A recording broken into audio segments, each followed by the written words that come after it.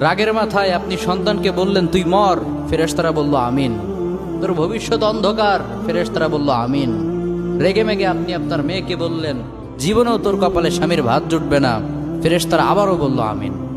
আচ্ছা, আপনি না সেই ব্যক্তি যে তার নিজের জীবনের চাইতেও সন্তানকে বেশি ভালোবাসেন?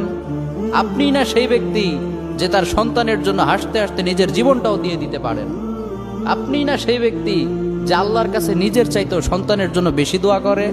তাহলে কি করে নিজের হাতে নিজের সন্তানের এত বড় ক্ষতি করতে পারলেন? Doesn't make any sense. Common sense বলতে কিচ্ছু নাই আপনাদের। আপনারা কি জানেন না আপনাদের রাগের মাথায় বদদোয়া করাগুলো ফেরেশতারা আমিন বলে? দাওয়াতুল ওয়ালিদ আলা ওয়ালাদি, বাবা মা তার সন্তানের জন্য যেই দোয়া করে সেটা ভালো হোক কিংবা বদদোয়া হোক, আল্লাহ সেটাই কবুল করে নেয়। এজন্য খবরদার, নেভার কার্স ইউর চিলড্রেন। রাগের মাথায় কখনো সন্তানকে অভিশাপ করবেন না। খুব বেশি রাগ উঠে গেলে তার জন্য উল্টা